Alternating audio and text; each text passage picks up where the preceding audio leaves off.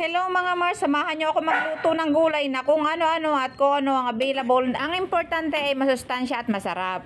Araw-araw nga mga Mars, tuwing umaga na lang, normal na ang itlog na nakukuha natin sa rep para lutuin. Nagisa lang ako ng sibuyas at bawang at tinagay ko ng itlog. Hinalo-halo ko lang mga Mars. Pagkatapos niyan ay lalagyan naman natin ng gulay. Simple lang at karaniwan lang yan mga Mars, pero ang importante yung sustansya. Itlog, kamatis at pechay lang yan mga Mars. Ginisa lang natin. Ang importante yung makakain ng ating mga anak. Pasalamat na nga lang ako mga Mars at ang mga anak ko ay hindi nagrereklamo na lagi na lang ang gulay ang aming inuulam. Kaya katwiran ko naman mga Mars, masarap naman yung luto ko at tiyak namang magugustuhan nila. Kapag talaga dito sa city, wala na talagang murang gulay na mabibili. Kaya talagang pagalingan na lamang ng diskarte sa buhay mga Mars. Kaya dapat masanay tayo magluto ng gulay mga Mars at nang hindi tayo dapuan ng sakit. Kaya nga maswerte yung mga nasa probinsya kasi doon nakakapagtanim sila ng gulay at nagiging libre yung mga pangulam nila sa araw-araw. Dito naman sa city, basta sipagan mo lang sa araw-araw sa pagtatrabaho ay magiging okay rin naman ang buhay. Naalala ko maliliit pa kami na araw-araw ay gulay ang ulam namin pero wala kami reklamo dahil nasanay kami ng ganon. At kahit ano pa nga ang niluto ng nanay ko mga Mars ay aming uulamin kasi yan ang nandiyan. At ganon nga kasimple ang buhay namin nung nasa probinsya kami. Shoutout nga pala sa mga viewers at sa aking mga followers na patuloy na sumusuporta sa akin. At makakuha kayo ng konting idea sa aking mga niluluto. Thank you for watching everyone. Bye bye!